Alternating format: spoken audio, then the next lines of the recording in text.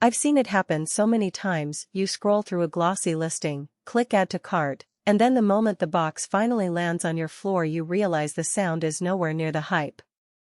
It's that gut punch feeling when the speakers you imagined for movie night or that weekend vinyl session end up sounding thin, or the bass just doesn't thump the way you expected. That's why I'm taking a closer look at the SVS Prime Tower speakers today, because you deserve a purchase that lives up to the promises you saw online. Link is in the description if you want to check the product details on Amazon.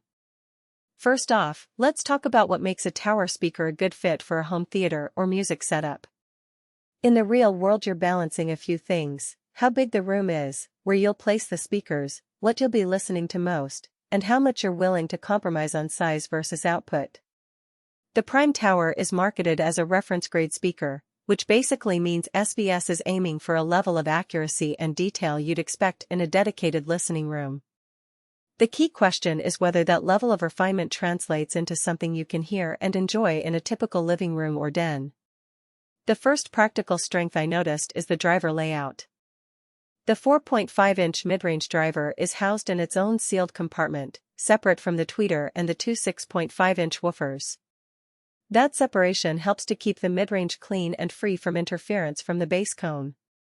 In practice, that means dialogue in movies stays clear even when the action on screen is booming. I tested it with a dialogue-heavy sci-fi film and the actors' lines were still crisp, even during explosions. For music lovers, the same design leads to a tighter, more articulate midrange for vocals and guitars, something you can feel when listening to an acoustic set. No sudden muddy moments when the singer moves from soft verses to louder choruses. Another thing that matters in everyday use is the crossover. SVS calls it a proprietary SoundMatch 3.5-way, and it really does feel smoother than many other tower speakers that often have a noticeable gap between the woofers and the tweeter. When I switched from a previous pair of budget towers to the Prime, the transition from low to high frequencies was seamless. You won't hear that step-up effect that sometimes makes the music feel disjointed. That smoothness is especially beneficial if you like to mix genres. Think moving from a bass-heavy EDM track to a classic jazz piano piece in the same session. The Prime keeps the listening experience cohesive. Now, the hidden trade-off is the size and placement. At roughly 44 inches tall, the towers need a decent amount of floor space, and they perform best when you can give them a little breathing room on either side. If you live in a cramped apartment and plan to set the speakers directly against a wall, you'll start to lose some of that bass tightness.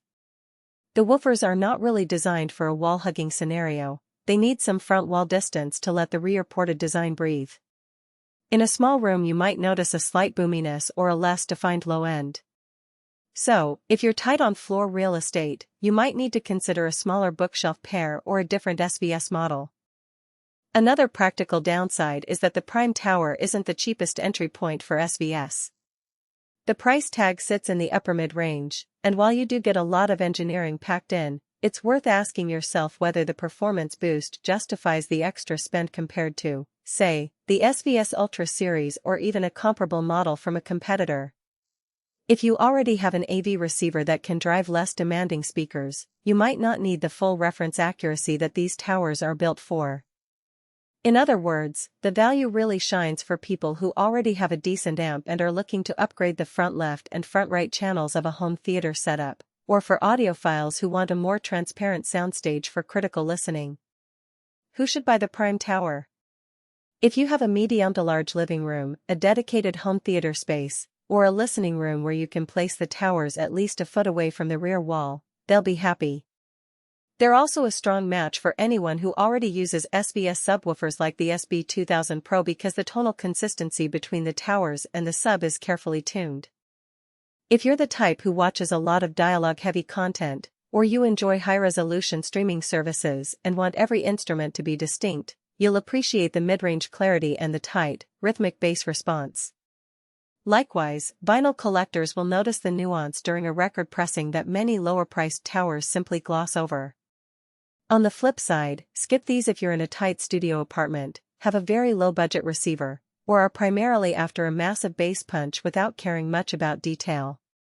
In that scenario, a larger, ported tower with a bigger woofer might give you the thump you want, albeit with